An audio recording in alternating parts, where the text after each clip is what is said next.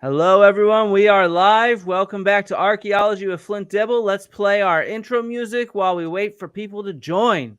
We'll be back in a minute.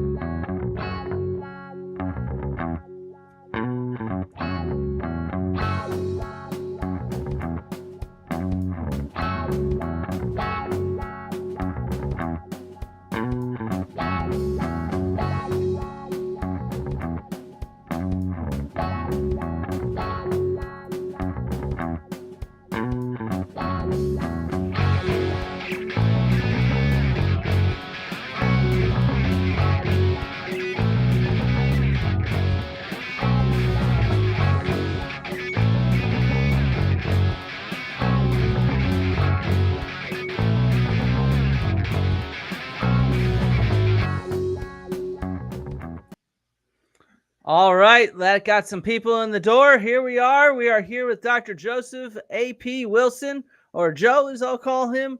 And he's been on before. He was on during our the Hancock anniversary special.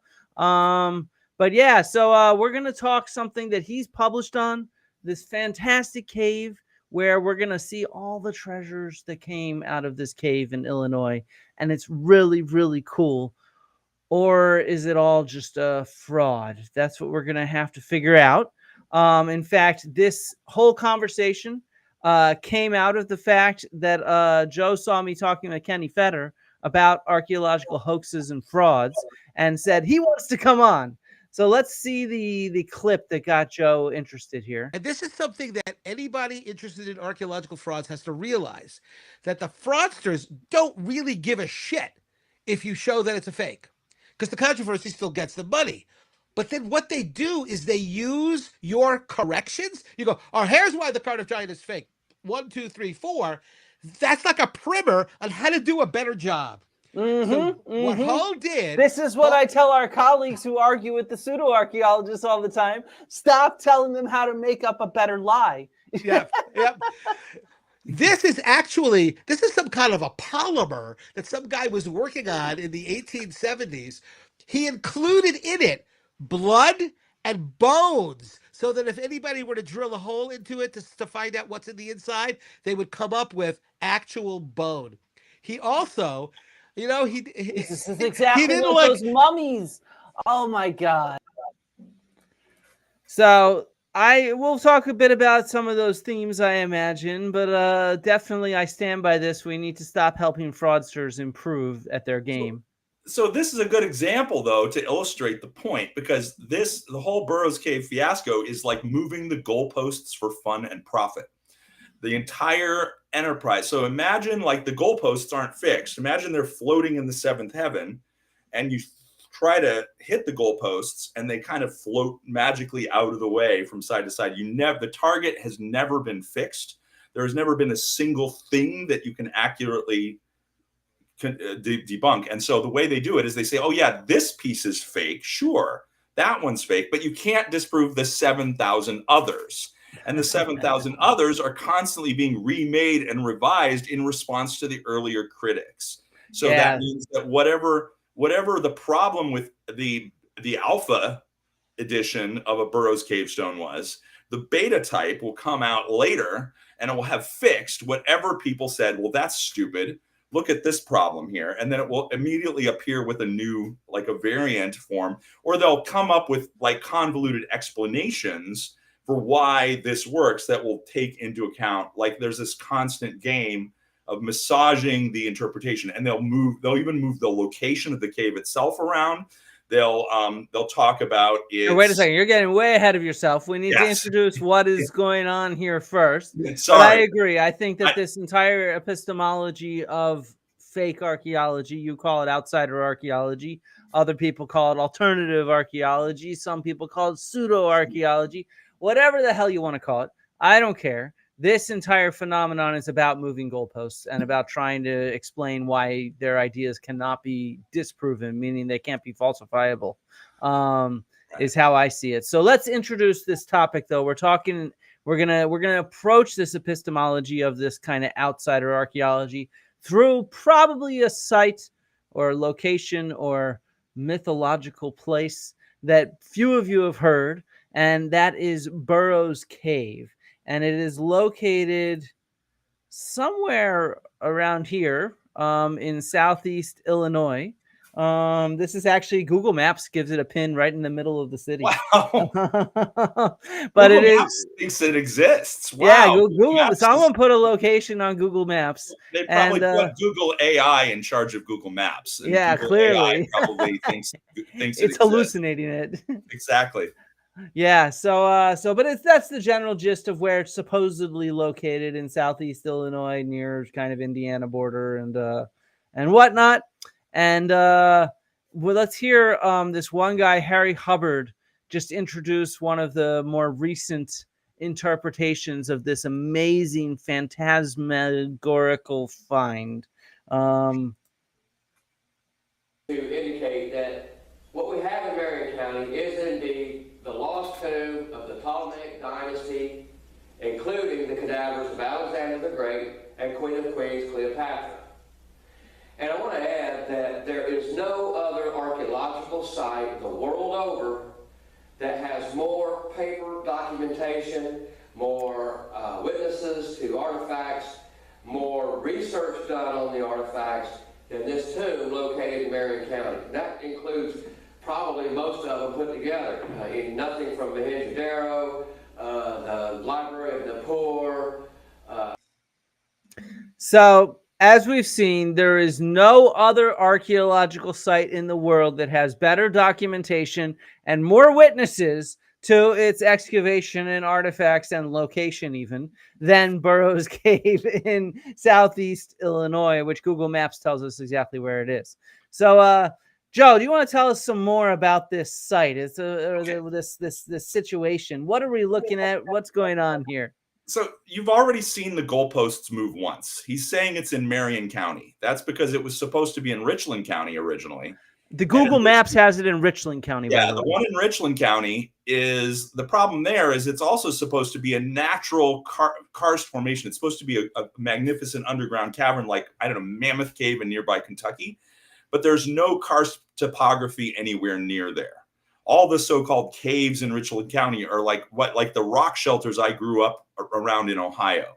Like these are just like, very geologically speaking, there are no natural caves there. So let's explain that to people really quickly. The difference between a cave and a rock shelter. So a cave is formed by only in limestone environments. And as it rains, the rain starts dissolving away parts of the limestone because it dissolves in the slightly acidic rainwater. And then that trickles down and it opens up passageways and caverns and caves within the bedrock itself. A rock shelter, on the other hand, is exposed from the outside by things like wind and erosion and stuff like that. And it creates something that looks kind of like a cave, but it'll never be super deep, for example. It'll always be kind of shallow because it's formed by wind buffeting a cliff face or something like that. Anything you want to add to that? And so we don't have the photo pulled up, but if you ever see the famous picture of Russ Burrows crawling out of his cave entrance, it's a rock shelter. It's clearly taken in a rock shelter and staged to look like here's the intrepid explorer. It's definitely not a true cave like he describes in his accounts. So this criticism resulted in Hubbard and Hubbard's supporters in the last 10 years have revised the location of the cave to another place. And also they've denied that it's a natural cave now. Now they claim it's an excavated necropolis, like a late ancient style, like catacomb that's been dug by the colonists, the old world intrepid explorers dug it out and used it to bury the Ptolemaic mummies that they escaped with from the old world. So let's backtrack to the beginning. The beginning is the misty time of the early 1980s. And there are so in the early 80s, there's a few key players. Russ Burrows is a Korean War veteran and a serial fabricator. and I'm not going to get into all the details there, but let's just say that he is somebody who is known for telling tall tales. And it's likely that he did a little work as a furniture carver at one point. So he's also adept at carving hard objects. Okay. So you've got furniture. If you've ever carved like wood or stone, you know that hard wood and soft stone behave kind of similar. So most of the Burrows Cave artifacts are like masculine profiles in low relief carved in mudstone and shale, like pieces of river rock that just wash out of like local streams. And then they're mixed with some genuine native artifacts, which may have been illegally looted. In other words, it's a huge hodgepodge. And the symbolism, the actual imagery, as scholars note, comes from all over the world map. Like literally the images that are drawn upon for the Burrows Cave artifacts come from thousands and thousands of years apart and thousands of miles apart. So you get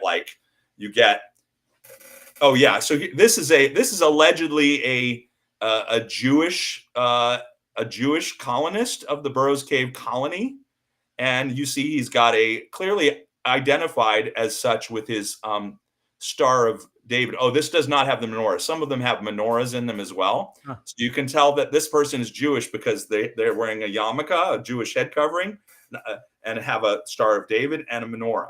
Now, these are anachronistic symbols.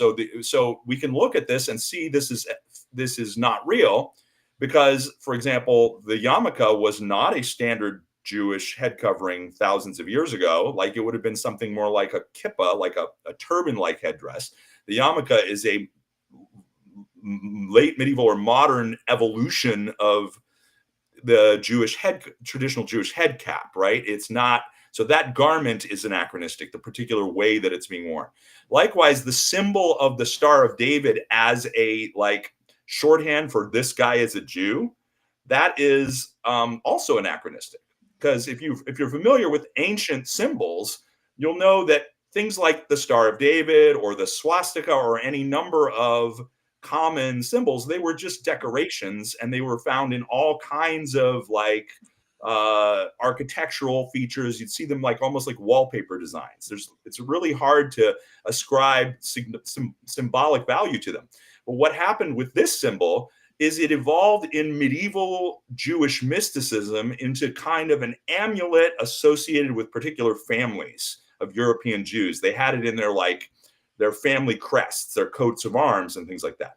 And then in modern Vienna, as a result of its historical associations with particular Ashkenazi Jewish family lines, it got turned into a shorthand for the Jewish neighborhoods in architects in Vienna. They would say, this is the Jewish quarter. They would say, this is where we're building a synagogue. And so they would, on their plans, they would put this symbol that kind of emerged out of Kabbalah. Are we talking this is 19th century or 18th? Yeah, so 18th century is when you start to see the association forming strongly. Again, we're not saying that it wasn't present in Jewish religious contexts in the medieval period. It was, but it was not a universal symbol of Judaism. It wasn't something that you would have seen ever as as synonymous with Jewishness itself. Then what happens is the famous, genocide of European Jewry in the 20th century, where it became a mark associated with the extermination practices. And then, it was what was put on armbands. Again, because Hitler's an Austrian, it's coming out of his local context, the symbolic inventory of Europe at the time.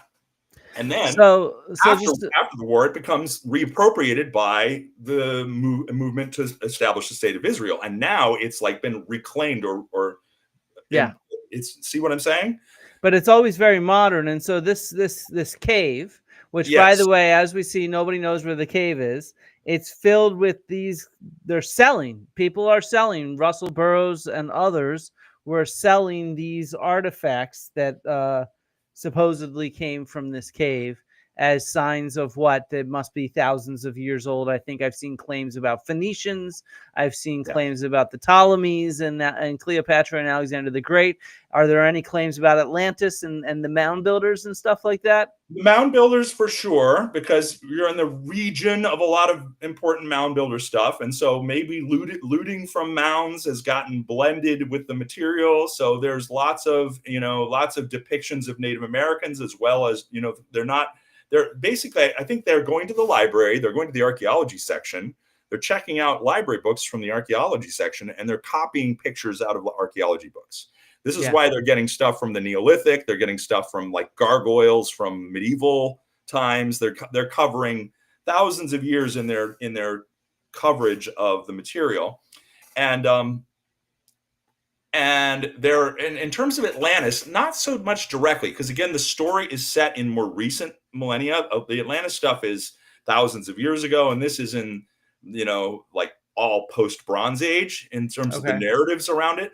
But the people who are promoting it are definitely include some big name Atlantis folks. Well, I shouldn't say that many.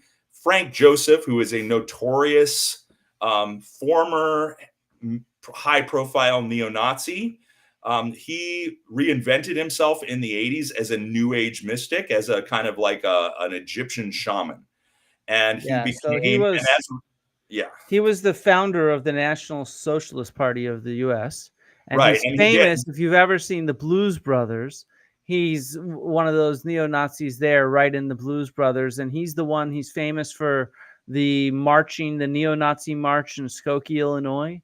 That the ACLU helped protect him, but he ended up going to prison for child molestation, and then reinvented himself as a kind of, like you said, like an Atlantis truther type, new age guru type. Yeah, and so he's very much associated with this cave, and in fact, very much. He knew Burrows, right? Magazines. Say again. He knew Burrows from his time in prison. So Burrows was working, and this is when the scheme got hatched. So these two guys, Joseph and Burrows, are like the two main originators of the scam. Okay. Burrows is a prison guard at Pontiac Correctional Facility in the early 80s when Joseph is doing time for pederasty, as you said. And that's when they connect the dots between their mutual interests, I guess. And with the decades that followed, Frank Joseph was the main editor of publications about Burrows Cave, and he was one of the major interpreters, the guy who like provided sort of the narrative surrounding the materials in a lot of things, both as an editor and as an author himself. And whereas Burrows is the intrepid explorer, he's the guy who actually digs it up, right? He's the guy who finds it. And the story is that he's innocently pot hunting in the woods. He's out with his metal detector digging for loot. And he accidentally falls into the cave. And by the way, he says that this happened the year that Indiana Jones and the Raiders of the Lost Ark came out. And the story is very much like that. It's like 1982 or whatever. It's like very much like that story, or, within a year or two of it. It's, he was even afraid of snakes. It's got like picture a movie set. And he describes like solid gold sarcophagi. I hate snakes. He's describing like, massive basalt statues of pharaohs and, glittering torches and having conversations with ghosts, right, in English, because the ghosts of human sacrifice victims, of course, are going to speak English from the Phoenician baby killers or whatever. And so you have this, and originally they were targeting epigraphy buffs. So if people are well aware of the current archaeology wars, where there's a lot of arguments on social media these days between regular archaeologists and outsider archaeologists, again, as I call them, that's my preferred term, people who are contributing to our narratives about the past as a society, but who do so from outside of the conventional academic background, that this long-term conflict between them in terms of how do we interpret evidence about the past, it goes back decades. And in the 70s, there was a lot of it going on, both with like ancient astronauts people, and also with epigraphers who believed in various old world folks, migrating to the New World in the ancient past. And now some of these theories are more far-fetched than others. So as somebody who I'm a moderate diffusionist, is to say I do believe in certain theories of pre-Columbian transoceanic contact I support and in my own research. So I'm somebody who has an interest in differentiating fact and fantasy in this area. This is one of the reasons why I've worked on this in the past, is because it's really important that we have the ability to tell the bad fakes from the possible not fakes, right? Mm-hmm, And so in the 70s, there were a bunch of serious people who were really committed to finding ancient old world inscriptions in the United States, and Burrows was targeting them. They were the people they were trying to sell these artifacts to, if that makes sense. And and this is part of a trend, as you're mentioning. If anybody saw my old news episode 1, I debunked, where was it? Here we go. I debunked this meme. And this was happening kind of around the same time. Wait a second. Let me pull it up. This one, where the one on the left is actually a fake in Father Carlo Crespi's collection. And there's several from his collection. It's a well-known scamming collection of stuff. For example, this is one that Jason Colavito has highlighted, for example, where the one on the right is a fake, while the one on the left is the original from Egypt. And so this is kind of a well-known phenomenon of these epigraphy buffs, as you're saying. And in fact, you even sent me a slide with Carlo Crespi showing this elephant tablet here, for example. Yes. Okay. So go back. So before we talk about the elephant tablet, go back to the earlier one there. So there is a kind of an ancient Libyan alphabet from North Africa, right? And this alphabet scholars debate, epigraphers are the people who study ancient inscriptions. It's like paleographers study ancient manuscripts, epigraphers study ancient inscriptions. And so legitimate epigraphy looks at real ancient inscriptions. And where North American epigraphy gets a little off track is that much of what North American epigraphy looks at are things that may or may not be real, right? Some of it is a little bit dubious, we'll say. But because we have this ancient Libyan Punic script that is sometimes in bilingual, like monuments alongside Phoenician, this becomes a major thing, because the language isn't super well understood. Yeah, you can translate this stuff because it's bilingual in other languages that are known, but we don't know a lot about the ancient language behind the alphabet. But this becomes fodder for some of Crespi's fakes. And that's why you have the elephant stele there. And there's Father Crespi. Father Crespi, by the way, was a Catholic, an Italian priest, a Catholic missionary in Ecuador. He lived there a long, long time. And the local farmers, and that wasn't like Burrows Cave in the sense that there weren't high profile fraudsters that were trying to take credit. Whoever was doing the faking was probably some local. Maybe, but then once Eric von Daniken got involved, they also invented a cave. There was a cave that they invented that von Daniken claimed he went to in his book Gold of the Gods, and then later in an interview in Playboy, he said he made it all up. And then later on, he claimed that he didn't make it all up. And so this is a real good parallel here for the Burrows Cave. Is the Father Crespi material, which is also this hyper-diffusionist connection across the oceans, this kind of lost tribes of Israel type stuff, and this sort of fake cave that was built by extraterrestrials or super civilization or whatever. Yeah. And so, but what it is that I'm not personally an expert on that material, but I will say that I don't think von Daniken was he didn't invent it, right? But he made it really high profile. Somebody was selling him this stuff, and he was then giving credibility to it. And because he had a decent reputation, he was a naturalist, an anthropologist, or whatever. He was somebody that people wanted to believe. So therefore, the materials that he publicized were not dismissed out of hand. People took this stuff seriously at the time, particularly the amateur epigraphy buffs, right? And the most important amateur epigraphy buff in the 70s, the sort of kingmaker in the scene, was a guy named Barry Fell. If you're familiar with Barry Fell, he wrote the book America BC. So Barry Fell's group is the Epigraphic Society, which is, a North American epigraphy organization, and it is a long-standing organization. They publish work related to this stuff. And in his book America BC, he published a replica of that elephant stone. So that is a clay copy of the elephant stone photograph there that made by one of his associates. And that was published and transcribed, again, from this Libyan script. And so I want you to bring your attention to the character under the elephant there, which is a yay or Y. It looks like a backwards Z or Z for your UK listeners. It looks similar to a backwards Z, but that one's wrong. And Barry Fell noticed it right away. So he published this and he said, oops, the replica has an error. And then soon thereafter, he published a correction of that. So moving forward this is in his Epigraphic Society Occasional Papers journal, where they're debunking the Burrows Cave artifacts. This is in the mid to late 80s. And so you see that the one on the left is the first replica that gets published. And then Fell's correction of the clay replica is on the right, where you can see the yay has been fixed. So wait a second, just to make sure that I'm clear here, because now I'm starting to get confused.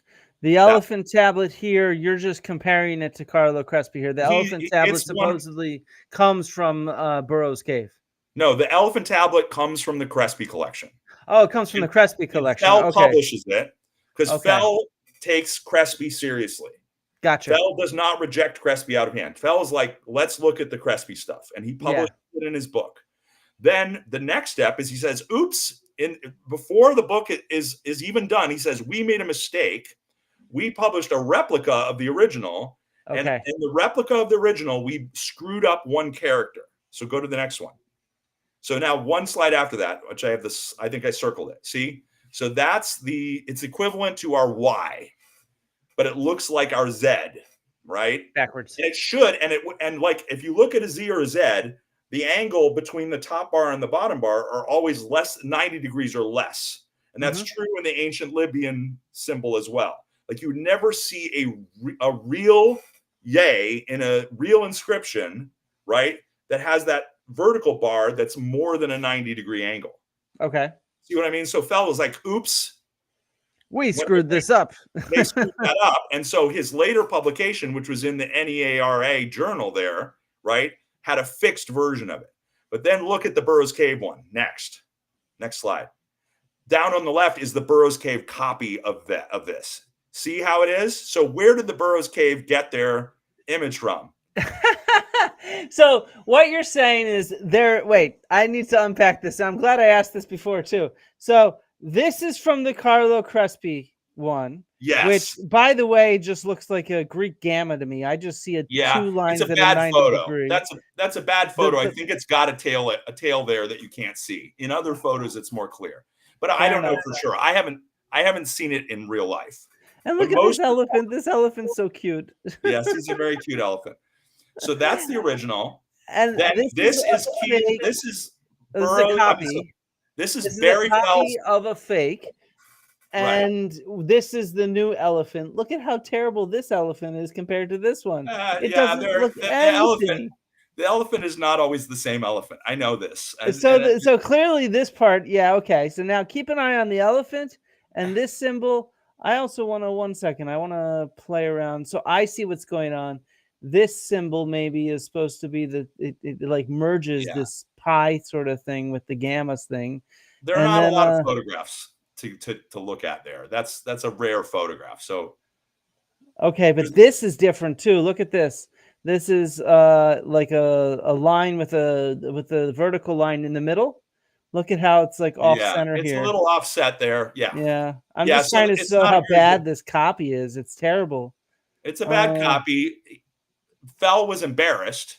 He fixed so there's this Crespi thing with a copy made of it in ceramic, and then the Burrows Cave people claim they found this. They found that, and it uses the anachronistic, completely wrong form of the Libyan Y. Of the yay. right? And that is why it is.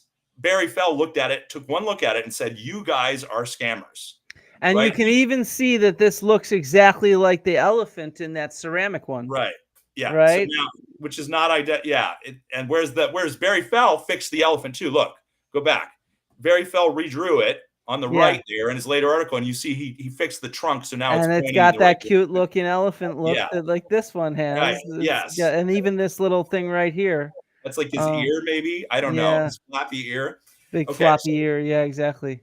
So because Barry Fell said, "You guys are liars and fakers, and you're trying to sell us this stuff that is obviously bad third-rate copies of my own books. You're going to come here and sell me third-rate copies from my own books back to me? Are you kidding? So if you come for the king, folks, you better not miss," right? This is where we see people like Jimmy Corsetti arguing with Marcel Foti on Twitter, where it's like, your version of fake history is nowhere near as clever as my version of fake history.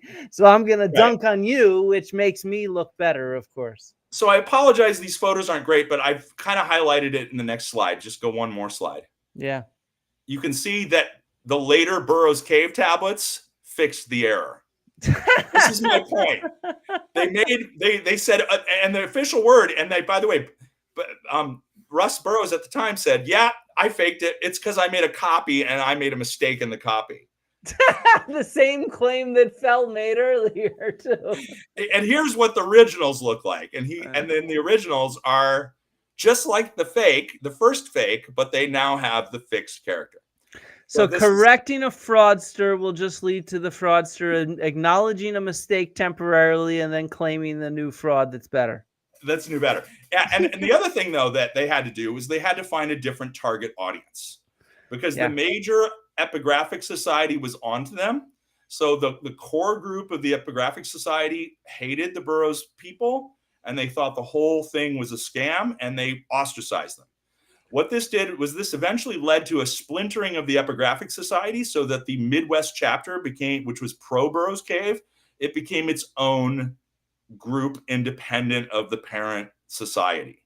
So the Epigraphic Society is today no longer one, right? There is the Epigraphic Society in New England, which is the original Bell's organization.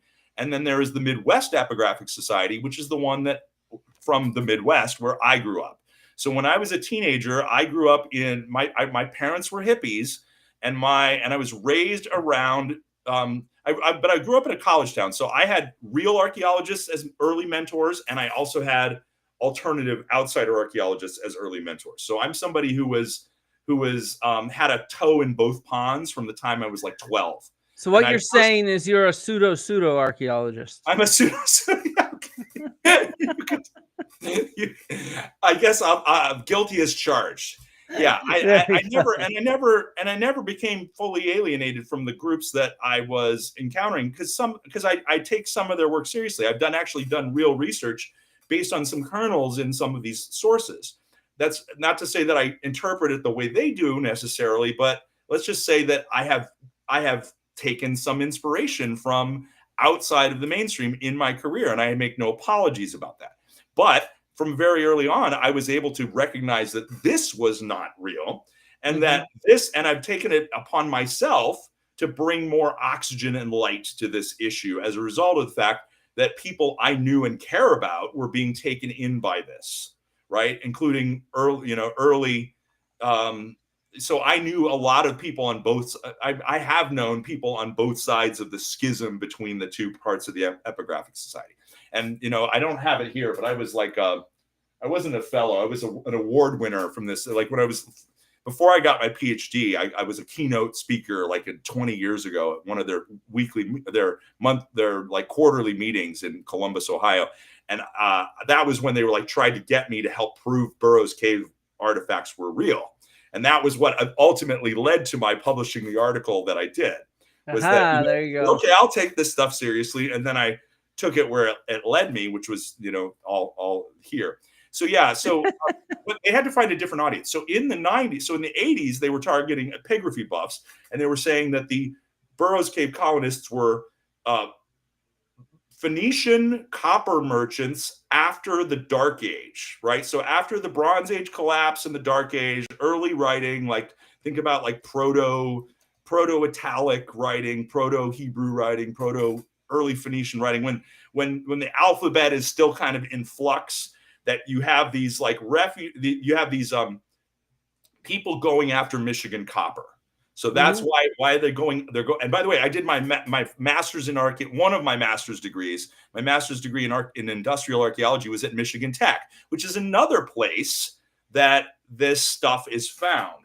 So like this is Russ Burrows' book, The Mystery Cave of Many Faces, what he co-authored with Fred Ridholm. Fred Ridholm was a local alternative archaeologist in the Keweenaw Peninsula, up where the Michigan copper is from.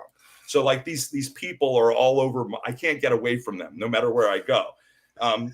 And so this is not inscribed to me, but I happen to have an inscribed copy. Okay. It's given to me by Pat Martin, who's a real archaeologist at Michigan Tech.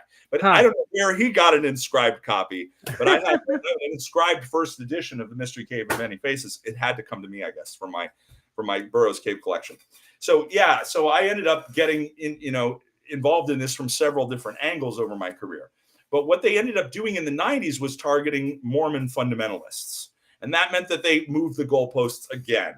So now they move the goalposts out of the like 700 BCE period, like the Neo-Assyrian Empire or whatever, or before that, even when the apex of Phoenician naval power 800 years before the Common Era. That was the original sort of like time set for the scam. But then in the 90s, they said, no, let's make them Jewish Christian refugees of late Roman persecution, who are the dynastic heirs of the Ptolemaic line. And they bring the mummy of Alexander the Great from Alexandria and all his lineal descendants, who we know he doesn't actually have in real life. But according to this scenario, he had a bunch of secret babies or whatever. And so all of these. This is like the Da Vinci Code, like the secret children of Jesus and all this kind of stuff surviving all the way down. So his heirs, so the heirs of Alexander the Great, down to the legitimate. There's a guy named after Alexander the Great who was one of the Caesar's cousins. He was, Antony and Cleopatra's kid, Alexander Helios. Okay, of course, yeah. He disappears from history, right? Octavian doesn't murder him. Mm-hmm. We know that he gets spared Octavian's wrath, and then his date of death is unknown because he goes to retire in the upstate, right? He goes to the farm with the dogs and he disappears. But according to the Burrows Cave people, he's leading the Exodus. He's the guy who's like bringing the mummies on board the Phoenician ships and then going to Illinois. And then that sounds like something Cleopatra's child would do. Yeah, he plants the ancestor of his dynasty, and he takes Cleopatra's body and Alexander the Great's body out of Alexandria. So Zahi is searching for nothing because he should be in Illinois. Is what you're trying to say? Should be in Illinois, according to these guys. And so, looking for a cave in a non-limestone environment. And they also say that these were undifferentiated Jewish Christians who were eyewitnesses to the resurrection of Jesus. Okay, they were there and they saw or the crucifixion. These were the crowds of Jewish Christians that were standing around when the Romans crucified Jesus, and they saw the utterances in the New Testament. So that scene, the triad of crosses on Calvary Mountain, that's often found in the Burrows Cave stones. And this is they're targeting Mormon fundamentalists now. And that's Wayne May, who owns the Ancient American, which is the journal that Frank Joseph edited for a decade or more in the 90s and early 2000s. And by the way, at that time, Frank Joseph was in with Robert Bauval and like Robert Schoch, and the Hancock's greater circle included Burroughs people then. Now, it was the negative publicity surrounding Joseph's Nazi past in the period between 2004 and 2014, that decade, right? So the early 2000s was the period when Frank Joseph's Nazi past got exposed, and a lot of his respectable Atlantis crowd people. But you can see that's an article from 2015 in that Atlantis Rising. They publish Frank Joseph alongside Robert Schoch in that journal, right? Yeah. If you read Frank Joseph's books, it's got Robert Balvel on the back writing the blurb. Oh, and Frank Joseph was the one who praised Marco Vigato's book, who appeared in Ancient Apocalypse Season 1. Right. And exactly. Marco Vigato is citing Right. Italian fascist philosophers. Right. And So, so Hancock, to his credit, did not end up platforming Joseph. He was going to get like an Author of the Month award in like 2010, and then he had to withdraw that. So to Hancock's credit, he did not platform Joseph because of the Nazi pedophilia stuff. But that was because Hancock's fans, who tend to be left-leaning, rebelled. Right? Like the paper trail indicates that Joseph withdrew his nomination voluntarily as a result of the negative attention surrounding his identification as the award winner. So in other words, I never heard anything suggesting that Hancock himself said, no, you can't, because he was friends of friends, right? Well, who knows what happened behind the scenes? Who knows what happens behind the scenes? But the paper trail we have shows that it was the left-leaning Atlantis people. To their credit, by the way, I am not hostile towards alternative archaeology in general, and I don't say that. Of course not. You're a pseudo archaeologist. I'm a pseudo archaeologist. I'm saying that, and this is what I call for. I want people who are pro-Atlantis people to reject the crazy far extremists in their midst, and to say we're not doing that. That's exactly what I told Hancock to do on Joe Rogan. I said you should denounce these Nazis that use similar narratives, like Frank Joseph right here, who founded the National Socialist Party of America and was in the American Nazi Party, and has done all sorts of really hateful things, as well as published Atlantis books filled with anti-Semitism and racism ingrained within. And he is the collaborator with Russ Burrows, who disseminates all this Jewish Christian stuff from Illinois. Weird. Anyway, so if you look at the ancient American era, you'll see that they moved the dates of the cave now, instead of being in the what they call the archaic period in classical archaeology, it moves, if it moves out of the early archaic period and into the late ancient period, late Roman period. Right. So the period of the rise of Christianity. And that's like, which doesn't make sense if it's Cleopatra's son. Yeah. Exactly. Well, but they say Christianity rises early, right? They're saying that it's Cleopatra's sons. It's not him. Oh, actually, it's not Alexander Helios himself necessarily. I forget. I'd have to go and dig through the sources. It's in that. It's Alexander Helios's son. He's an old guy. Because remember, he doesn't get murdered. Yeah, he doesn't get murdered, so he can be a gray-haired old dude at the time this is happening. He could be a gray-bearded version of himself. Still, it couldn't be later than 50, 60 AD. That would be the earliest it could be. Yeah, but remember, Jesus is crucified in 30. Yeah, but Alexander Helios is born like 40 BC or something. Right. And so he's an old man, and he's leading the Exodus, and his Exodus includes the young people in that Exodus include the eyewitnesses of the crucifixion. Yeah. See what I'm saying? That's the way the scenario works. He's like a venerable old guy. He's been hiding out. Now he leads this Exodus of all these people, including the nascent Jewish Christian founding group that then spreads the gospel of this Jesus guy. This is just clearly an alternative to Mormonism. This is clearly what this is. Like so many hoaxes in the 19th century, Mormonism was one of many that included these ideas of lost tribes of Israel and stuff like that in the Americas. So because we're running, I don't know how much time we have. It's sort of up to you. We could go for another 20 minutes, or we could go for another 45 minutes. You tell me.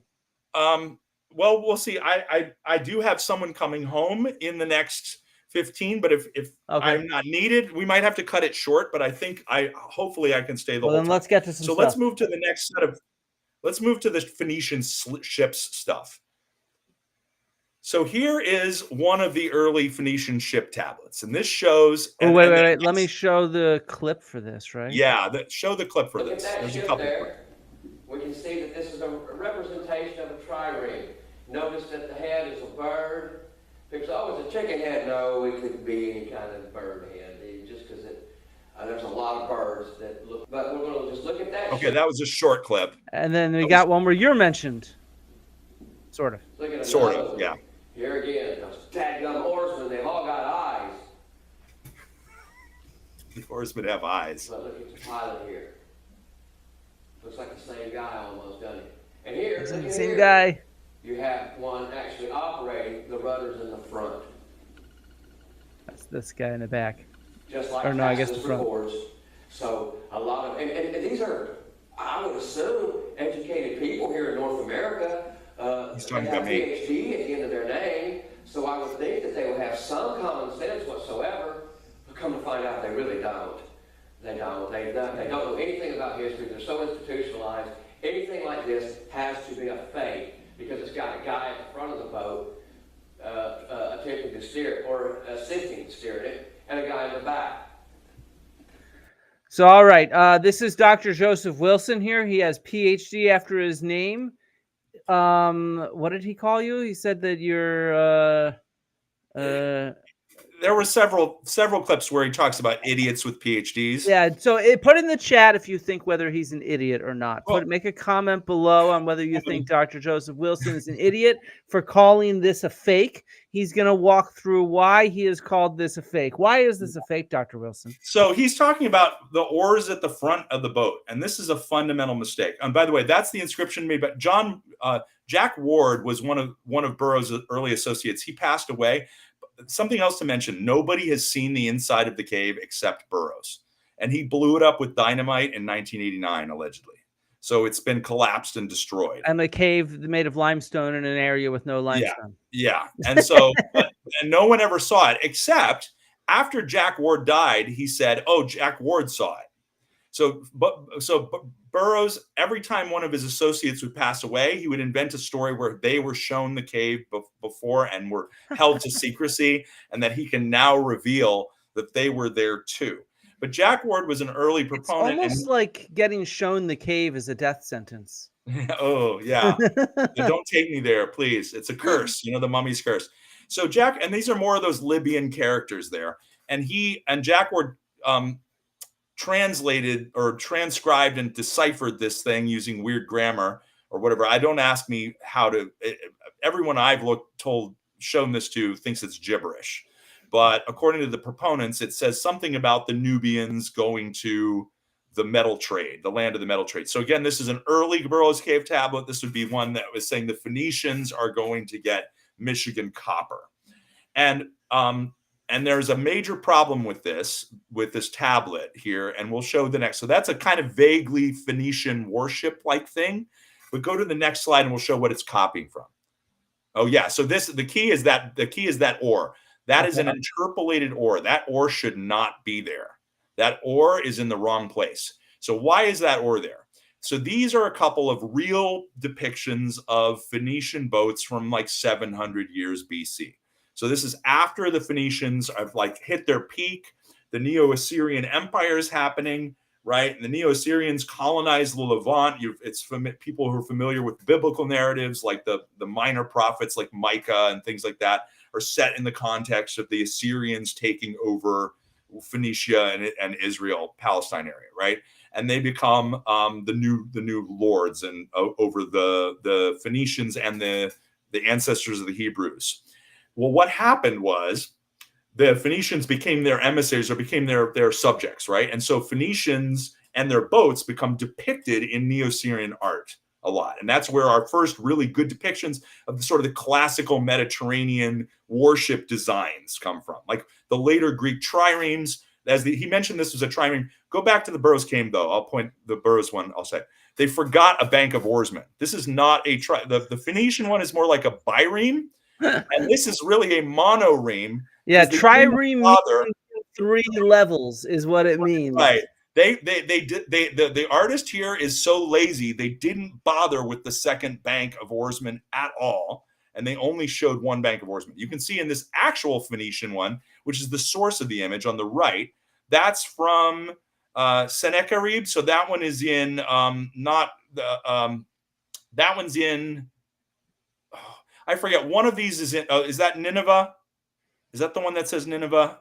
one of them's in Nineveh and one of them's in Khorsabad. These are two Assyrian capitals in modern Iraq near Mosul. They were like 30 kilometers, 20 miles apart, right? And they're ruled around the same time within a generation of each other, around 700 or a little more than that BCE. And they both have really great depictions of Phoenician ships.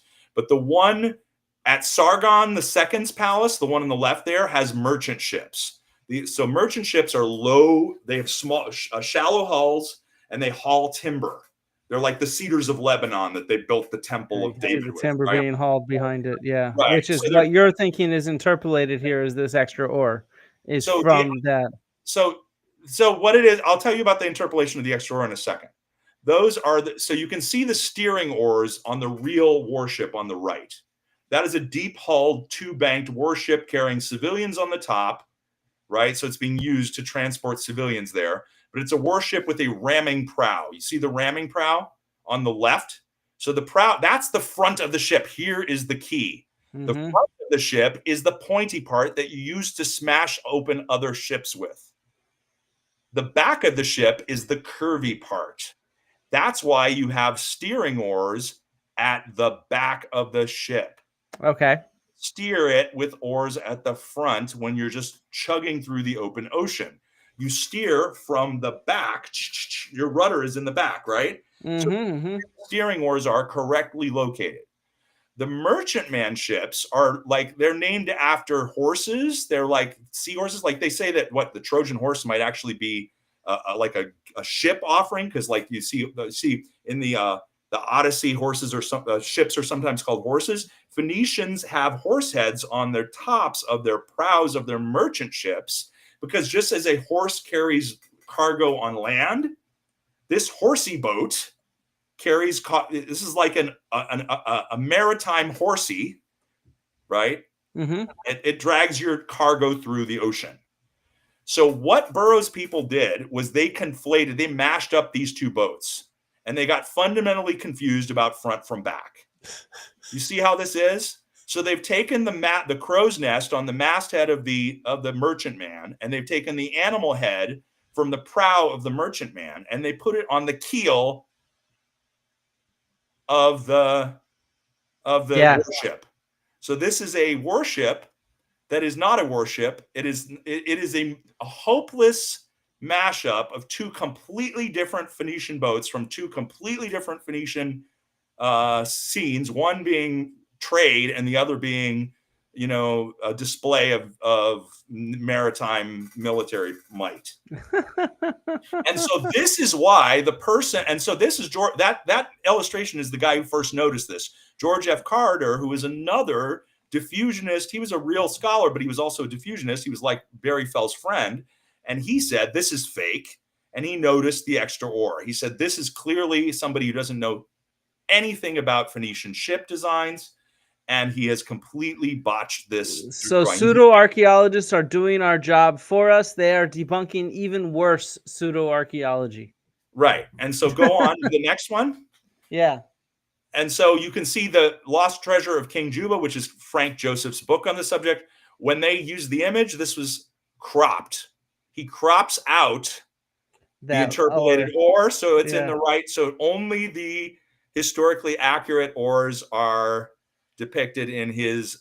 And this is, by the way, my sketch, but it's my sketch of his drawing, where you can see the end, the business end of the phantom ore is actually gone from Joseph's book. So that's one way of revising it, is just edit your photo so that the crop it out. Forger's tell is not there anymore. So that's one approach to the problem.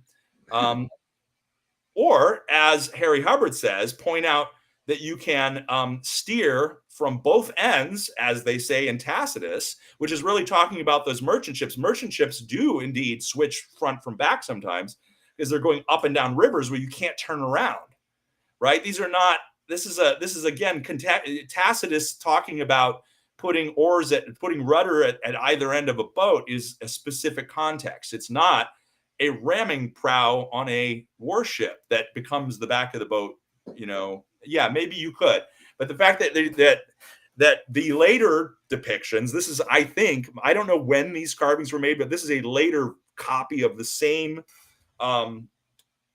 Khorsabad palace relief here. Yeah, it looks it looks much more similar to that Phoenician one. But they still haven't bothered with the second bank of oars. It's instead too of much. little shields here, they have windows. They have some people up here. Yeah, it's But just yeah. a tracing. It's just a tracing. They go to the library, they get out the standard book on ships in antiquity, and they just trace it on the piece of stone Clever. and scratch it in. And I know some archaeologists who've looked at some of these things and they see modern tool marks on them. These are clearly made with metal tools. This is the next one is just showing that there's a little port there. You see the little house, the little castle where that's again. And that's what's showing up over here. Over here, yeah. Exactly. Oh, it's just so lazy. Oh my god. Oh my god, it's so lazy. So tell me, you want to wrap it up, or you have time to go on to your next example? Okay, I think we can do. I think that we can go on and do my last example, which is another example of one that has been a way that has been debunked recently. Okay. So as a result of the rise of cable TV channels that do alternate history, right? So you're familiar with the History Channel. It does a lot of dubious programming. Mm-hmm. A forensic geologist by the name of Scott Wolter, who is another prominent diffusionist, and I'm not here to badmouth him in general. I know that he is a very controversial figure in archaeology for a lot of reasons. But I will give him credit where credit is due. He came on board as a believer in the Burrows Cave stuff, and he examined the objects themselves, and he came up with a really good debunking. He figured out, wow, these are some fakes, and he showed everyone why. And he did it on his diffusionist show, America Unearthed. So the first one he did was Holy Grail in America, where he said the Kensington Runestone and the Knights Templar, right? The Vikings and the Templars were involved in establishing the Kensington Runestone land claim. And he claimed in that show that Burrows Cave was part of that, right? Like somehow Burrows Cave was part of like the old world conquest of the Mississippi Valley, or at least he implied that in the 2009 documentary Holy Grail in America. And then he came back to it, and that's where Harry Hubbard got his 15 minutes of History Channel fame. Okay. He was involved in like season 2, episode 4, or something like that. The one about the lost treasure in the Grand Canyon, the Egyptian treasure in the Grand Canyon. Okay, that was. They also connected Burrows Cave to that, because if there's Egyptians in the Grand Canyon, they're probably it's probably like a connecting flight, right? Like a stopover between Illinois and Arizona, right? They're right next door. You can totally see why they're on the same episode. But it's Little Egypt stuff. It's all the Egyptian stuff. So Harry Hubbard is there, and this is where he puts the Marion County version. This is where he's putting like the new narrative. And Harry Hubbard, by the way, he says that Russ Burrows is a con man. He's just doing a con with real objects and then occasionally making fake ones to discredit his own work, right? So the Harry Hubbard version is that Russ Burrows occasionally adds cuneiform groupings to his own objects, even though they are fake, right? As a way of intentionally discrediting himself. And so when you see something that is in an object that proves it's fake, it's added by that fraudster Russ. And the object here we have a clip of that right here. We have a clip of that. Else about this for now. You'll notice that, of course, all the guys sitting in the boat, they've all got eyes and a nose and a mouth, right? That's a given. Who doesn't? Now here we see some kind of sea creature. By the way, this boat's better. It has 2 rows of oars, as you can see. And that's another one. This may have been a correction also. The additional. So they may have decided that they had the extra time needed to make the second row of oars this time. And then I love this. Look in the lower right, everybody. He's about to talk about the sea creature. A sea creature here. See? Got a face on it, a little squiggly body, some kind of sea serpent or whatever. Probably the ancients thought they were some kind of gods. Oh, yeah. Of some description. Some sort of gods. God of these, some kind of god of the waters or something. But what I want to point out is you see the sun here. Sun's at the top. Come down here, and you see inside that sun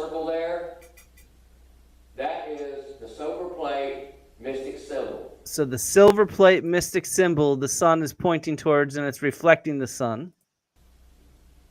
That right there is a taint, what we call a taint.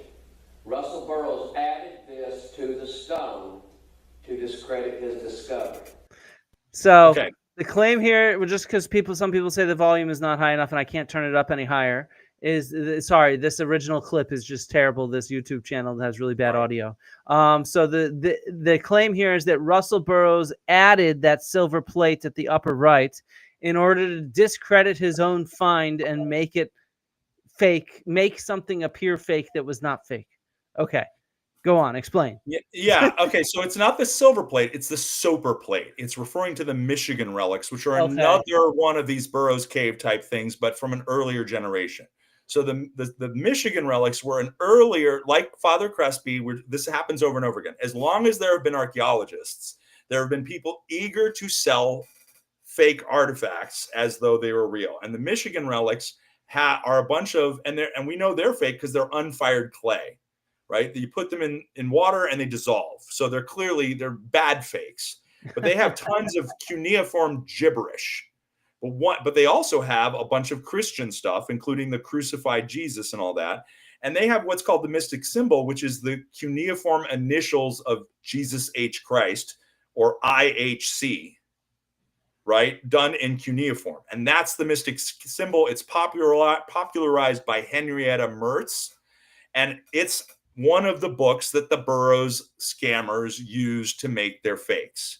They basically took every book they could get their hand on that had something that looked old in it, and they copied those things into their tablets. So the Mertz mystic symbol, which is Jesus's initials, which are on that little plate there, that comes from, and so Harry Hubbard knows that really doesn't look good, that the Michigan relics are fake and that fakes cannot inspire real objects. So he's come up with the rescuing device of saying that was put there by Russ Burrows to refute his own work somehow. So just 1 second, we have a quick thing about why is it IHC? It's actually Greek letters. It's Iota, Eta, Sigma. Iesus. So the H is actually the Eta. It's a long E. So it's Iesus, so that's why it's IEC. And we'll see a version of this on the next slide where the IHC is here. Oh no, that's actually not that. We'll get to that in a second. That's a completely different thing. That was that's a lookalike. Be careful drawing comparisons. Things look alike a lot. Okay, that's a different one. Yeah. So the mystic symbol though, there's a problem with that too on the surface. And this is another thing that I debunked in my article. The mystic symbol is a cuneiform grouping. And by the way, cuneiform goes obsolete around 70 AD, right? Okay. So this is another time thing. It's again early 1st century. The last gasp of cuneiform is when the colonists are getting their start. By extinct, you mean extinct only in the Middle East. It did not go extinct in America because these people brought it with them. Exactly. Yeah, that's true. The Phoenicians kept the flame burning. But the problem is with that is that cuneiform, at least there may be cuneiform on large stone monuments, like, the Hammurabi's Law Code or whatever. But for the most part, you don't see cuneiform on small stone tablets because it's a stylus that you depress into clay, right? So seeing cuneiform groupings carved into stone is like hiring a calligrapher and saying, can you do Times New Roman? Right? This is like, you know what I mean? It's like there's no reason to do calligraphy on rock. Yeah, of course. Little time. I mean, to do cuneiform on small pieces of stone. Anyway, that joke didn't land. But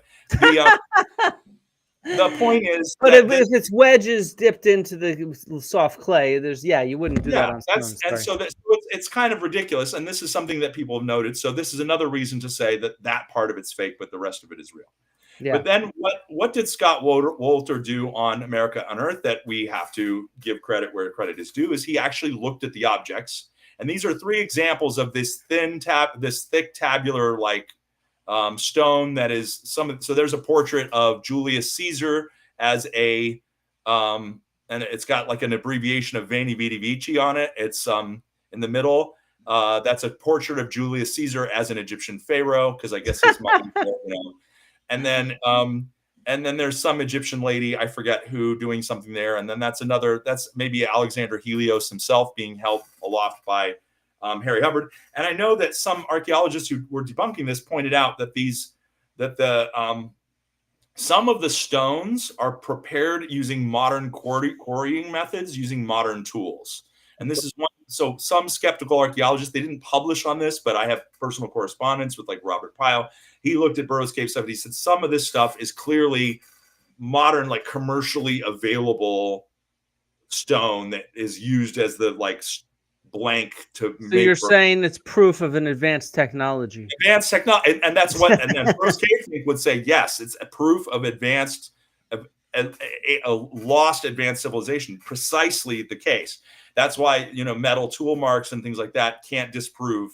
If they were sophisticated enough to put all these mummies there, you better believe that they could go to the Ocean State job lot and buy the chisels that all these mummies that nobody's ever seen except for Russell Burrows and his mysteriously dead friends. That's right. So what Scott Wolter helpfully found was that these are colonial gravestones that have been broken up and carved. That's what that is. And so what that is there, and this is Scott Wolter's Twitter page there. This is that little box is from one of his podcasts that he shared this information with. And so thank you, Scott, for this. That's like a piece of the word mother or brother. That's why I thought it was IHE, but it's actually THER. Yeah, I see that. Right. So this is like dearest brother in the Lord or whatever. This is this is a colonial era inscription on a grave that has then been broken up and used as a piece of an Egyptian artifact. And so the official word is, oh yeah, well, those are fakes, but the other ones are real. And this is the same process that always goes on. But yeah, you can't. And so what the last thing I was going to talk about was Frank Joseph's 2015 article. Oh yeah, we can talk about that one too if we have more time after that. The last page was a Latin inscription we can talk about. But you had that Atlantis Rising. You had that Atlantis Rising PDF up there. Yeah, let me pull it up. That was like the second and third pages of that article have a direct quote where he talks about the fact that Wolter has debunked this with the great. So it's around the turn of the page there between or the bottom of this page to the top of the next page, I think. Yeah. Where he talks about let me take off my glasses and read this. There we go. Yeah, this is the one. Since my book's publication 12 years ago, new light from various sources has been shed on its still unresolved subject matter. Among the new investigators is Scott Wolter, a university-trained forensic geologist who subjected several of the alleged artifacts to careful study at his award-winning laboratory in St. Paul, Minnesota. He's also the host of a History Channel series, Ancient America Unearthed. That's the wrong. That's it. It's just America Unearthed. Frank Joseph is sloppy as heck. He makes if he can cite something wrong, he will cite it wrong. I have yet to see him produce a citation that's correctly formatted and includes the actual title of the thing that. Yeah, okay. Well, he's lazy. That's why he ended up being a Nazi and then a pedophile and then an Atlantis truther. So while scrutinizing several engraved blocks of white marble from the cave, Wolter discovered that their reverse sides were faintly but discernibly carved with Anglo-Saxon names. Brief inscriptions in mid-19th century English, along with dates and places of birth and death, together with Christian crosses. So this is pretty obvious that these are colonial 19th century tombstones. They even have dates of their births and deaths. They were tombstones from the early to mid-1800s. He and other investigators concluded that someone had stolen badly weathered headstones from an old southern Illinois cemetery to carve Roman-like imagery on their backsides. Case closed, or maybe not. How do we get out of this one, folks? On further reflection, I have no idea. I'm even confused. On further reflection, the apparent exposure of fraud seemed less clear. Maybe these were Egyptian things that colonial settlers turned into gravestones. That's my guess. Skeptics point out that 19th century stonecutters might just as well have stumbled upon some of the anciently engraved slabs in a farmer's field and exploited the otherwise costly marble for use as grave markers. Such a possibility seemed more plausible to long-term followers of the cave controversy who recalled that as far back as in the early 1990s, critics of the cave's self-styled discoverer had noted the resemblance of his carved tablets to tombstones. The point is, if in fact these particular stones engraved with the profiles of helmeted warriors in ancient script have been recycled as headstones 170 more years ago, as suggested by the dates on their surfaces, then they could not have been faked in modern times. Unfortunately, there's no way to know for sure. Or is there a way to know for sure?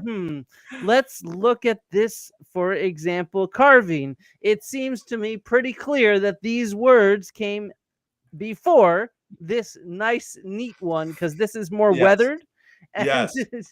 Okay, and so damaged. And just to be clear, those are I overlapped those two images. That's the back of the same object there, or the side. Yeah. But yes, absolutely. You can see that the images are new and that the words are old.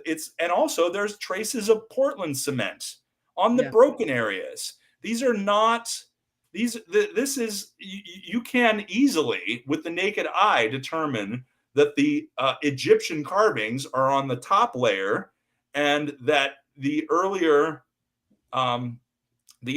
colonial carvings are older and more weathered. And they're weathered. Scott They have Wolter, patina over them, like this kind of stuff is patina. And whether Scott Wolter is right about the Kensington room tone or the hooked X or any of his other theories, and I'm not going there.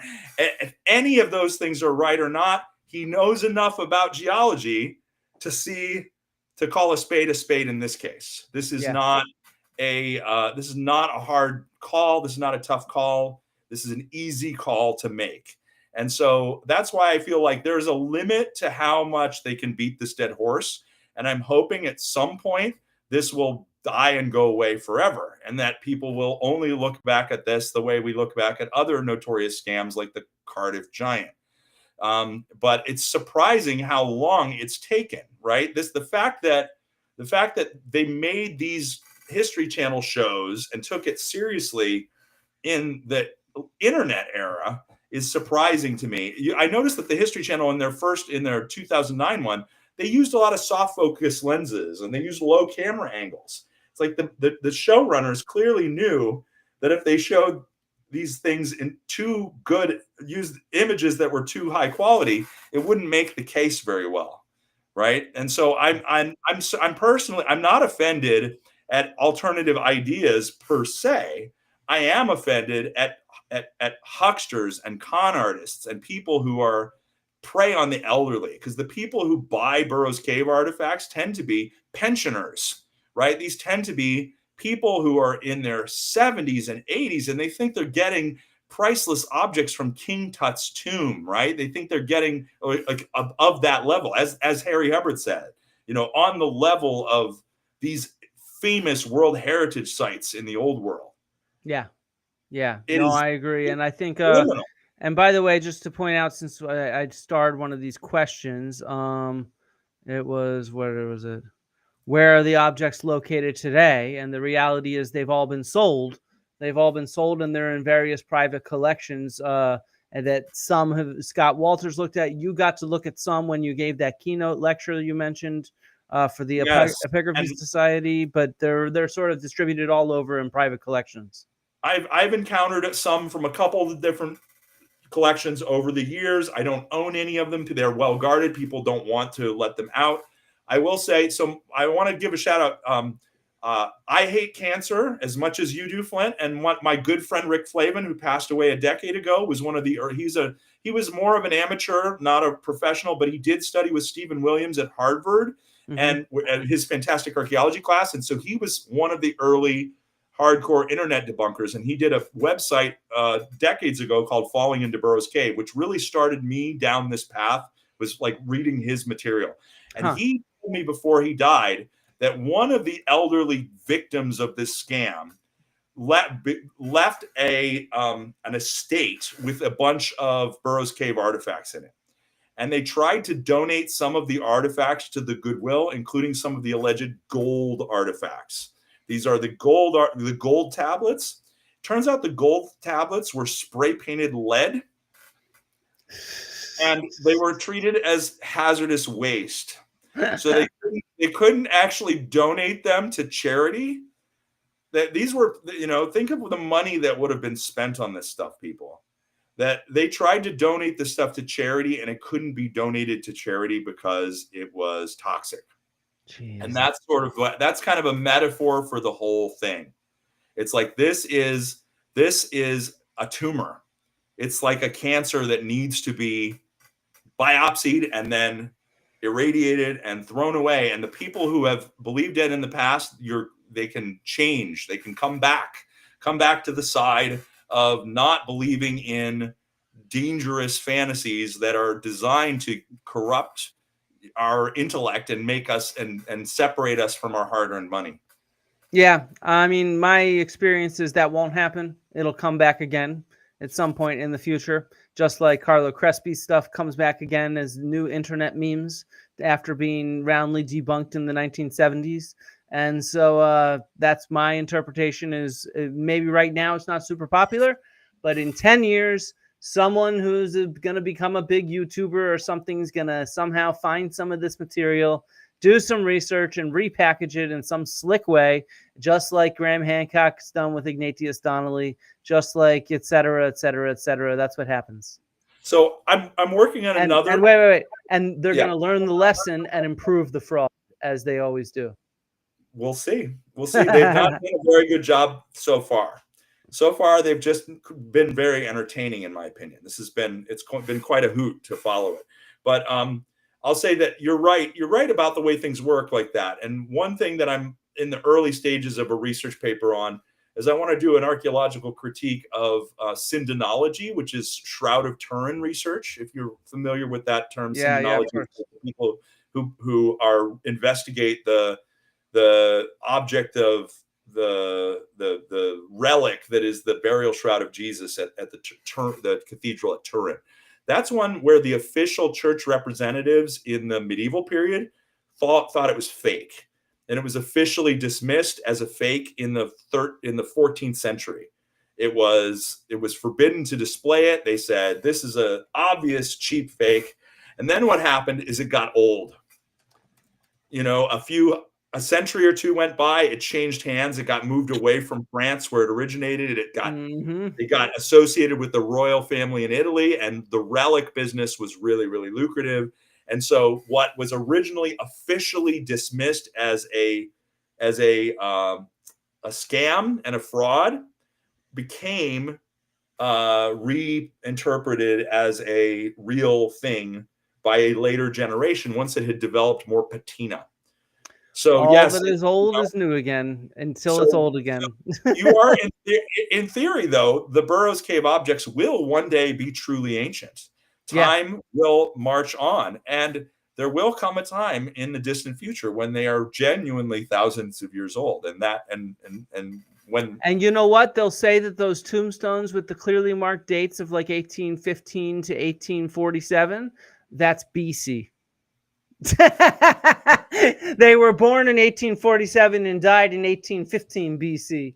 They did it backwards, right to left. No comment. Somebody in 15 years is going to hear this interview and they're going to do that and make a lot of money.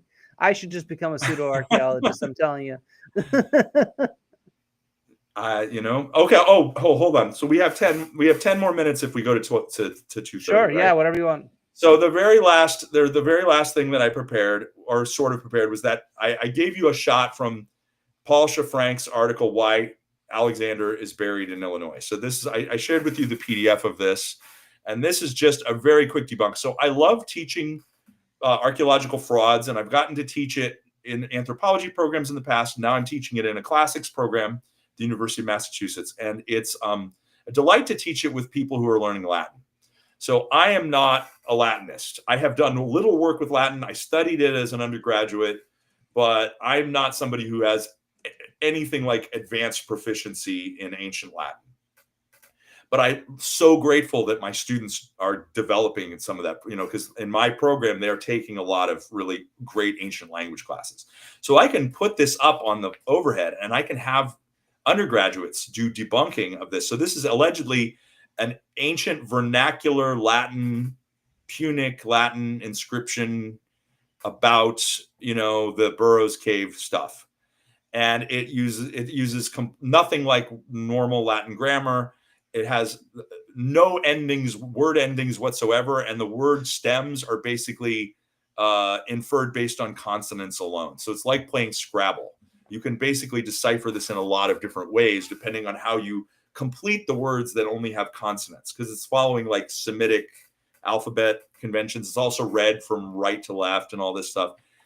But what my students, and I found this really interesting, that even my students can come up with some really good elementary, this is fake evidence here.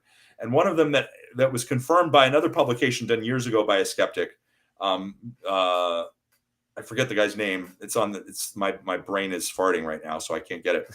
But so this is another quick epigraphy debunk. So this is allegedly about being protected by Jupiter and extracting the Ptolemaic mummies from Egypt and taking them to Illinois. But the major problem here is these are allegedly written using Paleo Hebrew characters or Paleo Phoenician characters. Again, like sort of like that Libyan script. These are like early archaic Latin alphabet. And so you should expect the orthography or the form of the letters, right, should all be very consistently ascribed to a single historical era. But just like all the Burrows Cave artifacts, it actually covers thousands of years in the same inscription. And the most obvious thing you can see is the fact that they use a plus sign as a shorthand for the Latin word et or and. You see how it see lowercase et in the transcription into our modern characters. See that plus sign? It's being read from right to left like Hebrew, but it's allegedly this vernacular Latin inscription. The plus sign meaning and is super, super modern. That's something that we can do like in chat speak today or whatever. Like people use like Mark plus Sue in the heart with the arrow through it, like carved on the side of a tree. The use of a plus sign for and is not in any ancient inscriptions ever. The plus sign is invented in late medieval Latin, right? And it doesn't mean and there. Right? It doesn't originally even mean and. It is only an evolution of modern orthography. So the fact, and indeed, when I show this to like undergraduates, they can get that right away. I've had them independently notice that, right? Just at a glance. So I feel like we're in good hands if people take this stuff seriously and learn. And I think that things like really flagrant frauds like this can be wonderful exercises in teaching people about ancient languages. And, and good fakes are much, much harder to debunk than this one. But, and there are very good fakes. There are people with PhDs who are hired by the bad guys to try and do. Museums buy stuff that decades later turns out to be a fake. That happens all the time. Really good fakes can be tough to catch. Really tough, especially in stone, because it's really hard to date stone. Yeah. So, and that's one of the reasons. And people say, why does Burrows Cave only release stone objects? Why haven't they released any of the parchment scrolls or the solid gold things or whatever? Like, why are they keeping all the organics out of people's way? It's because they want you to look at the stones, which can't be dated. Yeah. That's the whole point. It's very true. And in fact, the only way to date stones is from archaeological context. And that's why they specifically choose things that don't have a context for various reasons, as we hear our last clip about the discovery of the cave. We can't. All right, so a lot of people think that we made this all up. And they'll say that. A lot of people think we made this all up. That you can always tell a real bogus article on this because they'll say Russell Burrows discovered a cave. You can tell a bogus article on this because they'll say Russell Burrows discovered a cave. 1982. And Russell Burrows never discovered anything. He was actually taken down. He was escorted down. And Burrows didn't discover anything. He was actually escorted to the site by local farmers. Local people who live there. Well, how do you discover it? Somebody takes you, brings you to this auditorium. Why you didn't? Yeah. So there you go. Russell Burrows didn't even discover this cave. The locals know about it, but nobody can find it today because that's how you create a non-falsifiable hypothesis. You have somewhere that nobody's been, that you've dynamited shut. Nobody can find it, but you say that this stuff must come from there, and it's dated by the context of those mummies that nobody's seen. But you can always sell metal detector tours. They literally can take busloads of people with metal detectors into the woods and say that gold is here somewhere. And let's go find it. And seriously, this is like, so what the industry is about, finding suckers who are willing to pay money to go there and look for it. This is one of those, it's sort of like looking for Bigfoot or whatever else. The last thing I want to say about Harry Hubbard, and this is something else that, to bring it back to Kenny Fader, great guy. He's local. I'm in UMass. So the part of Western Mass I'm in is just up the 91 corridor from Central Connecticut, so we've crossed paths a few times since I've lived in New England. Fader's not his most recent edition, which I haven't got a hold of yet, but the last time I taught the frauds class was with his 10th edition from a couple of years ago. We were sharing those clips back when this first aired, and he and I were laughing about it. And so he's got a little part in his book where he talks about people who wear lab coats, which Glenn pointed up, to go on to wear a white lab coat to make them look science-y, like there's going to be, while you're doing a PowerPoint presentation, like there's going to be a chemical spill. Well, the only reason to wear a white lab coat is to demonstrate that you're clean. And so that's clearly what he's trying to do, is to show that he's not spilled any chemicals or anything like that. No, that's clear performativity. Right. So I want to thank Kenny for everything, for inspiring me to harass you until you let me on your podcast. There was nothing holding you from coming on other than me just being busy. Oh, I know, man. I'm so busy. It's such a chaotic period. Yeah, I just have a lot of people that I've been chatting with about coming on, and then of course the cancer thing and but no, this was a pleasure. This was really, really interesting, a topic I did not know too much about, and now I do, and it has all these crazy connections, and it is a really good example of moving the goalposts, as you put it, sort of just trying to improve your fraud as you go, because people are reviewing it and finding it fraudulent. And so what do? You make things a little better with your next set of tablets so that they aren't as easy to catch. Yeah. That's right. And unfortunately, I can't, I know a few people online who are still pushing it today, and I can't get any of them to stand by any particular object. Joe, you have the wrong point of view. You never are trying to convince the people selling this stuff. They make money off of this. Remember that. Like you said, they're selling metal detector tours. The people you should be trying to convince are ordinary people. Right. Yeah.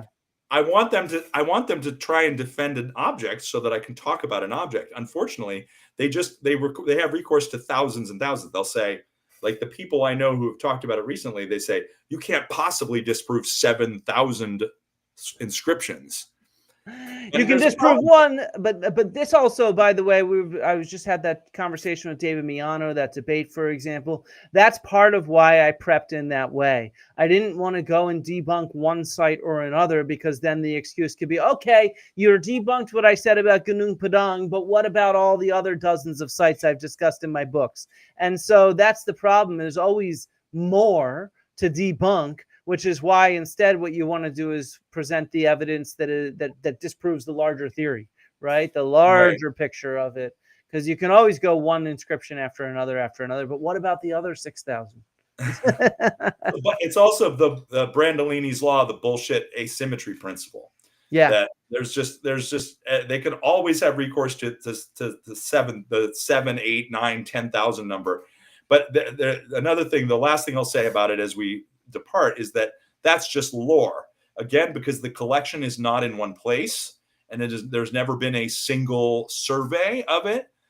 You know what I mean? In other words, there's never been a catalog that has been comprehensive of these objects. They're all diffused into separate private collections that are secretly guarded. So all we have are the photos that have been published in these outsider archaeology publications, like the Ancient America and like the Midwest Epigraphic Journal, and like the various mass market books like Frank Joseph's books. That's where and on the internet, That's where these photos exist. And I've looked at most of them out there, and there is nowhere near 7,000 that I can see. Yeah. And also, and they say, oh, they can't be fake because he discovered them all at once, and it would have been impossible for him to like make 7,000 at once.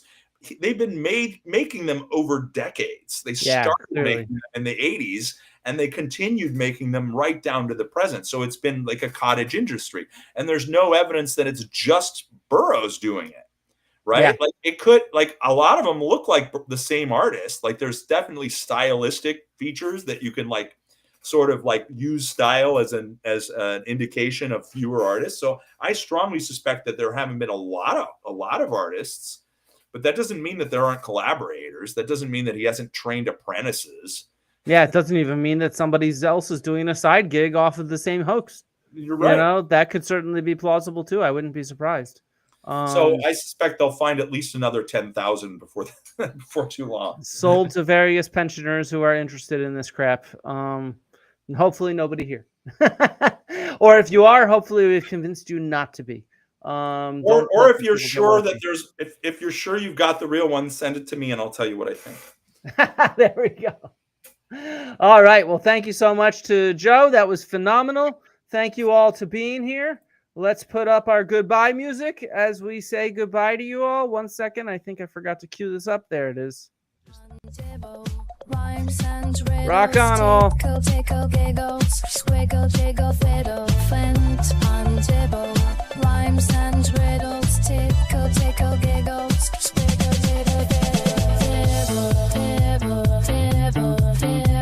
What a great song. I know, it's fantastic. R.M. Brown made it for me.